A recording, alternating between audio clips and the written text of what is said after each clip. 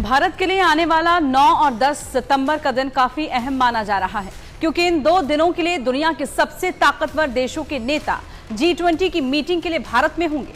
हालांकि इस मीटिंग से रूस के राष्ट्रपति व्लादिमीर पुतिन और चीन के राष्ट्रपति शी जिनपिंग ने दूरी बना ली है, लेकिन उनके प्रतिनिधि जरूर इस समिट में हिस्सा लेंगे। इस समिट में दुनिया के 20 सबसे बड़े देशों के नेता अर्थव्यवस्था, पर्यावरण, बुनियादी ढांचे, सतत विकास समेत तमाम बड़े मुद्दों पर चर्चा करेंगे। माना यह जा रहा है कि भारत इस चर्चा में केंद्र में हो सकता है, क्योंकि जिस तरह से वैश्विक राजनीति और वैश्विक अर्थव्यवस्था करवट ले रही है, दुनिया भारत की तरफ उम्मीद लगाकर देख रही है।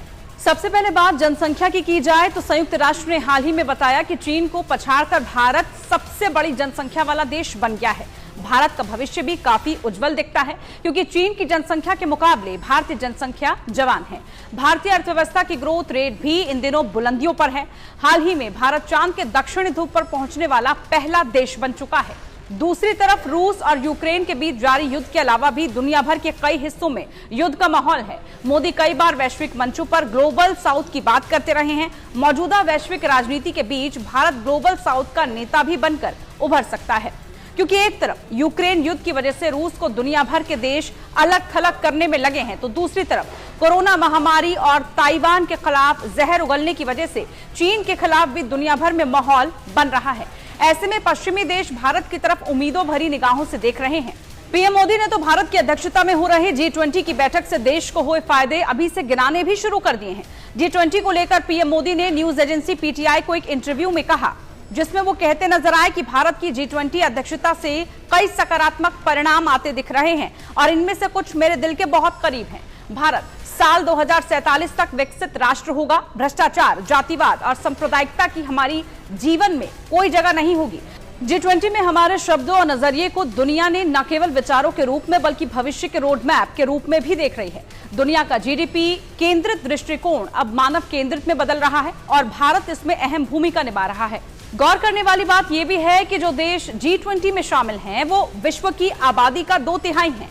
इन देशों के पास वर्ल्ड बिजनेस के करीब 75% की हिस्सेदारी है। इतना ही नहीं, ग्लोबल GDP में भी इन देशों की 85% की हिस्सेदारी है।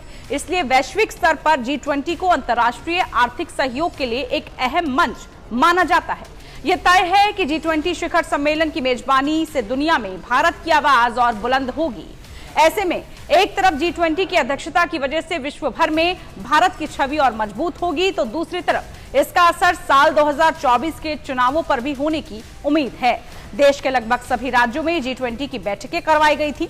G20 के पोस्टरों में मोदी को प्रमुखता से दिखाया जा रहा है। ऐसे में G20 के नेताओं के पहुंचने से भारत में ब्रांड मोदी को काफी फायदा पहुंचने की भी बात की जा रही है। इसका असर साल 2024 चुनावों में भी देखने को मिल सकता है। अगर आपको ये वीडियो पसंद आई है तो इसको लाइक शेयर जरूर कीजिए और साथ ही बने रहिए times now Navbharat digital team के साथ। नमस्कार।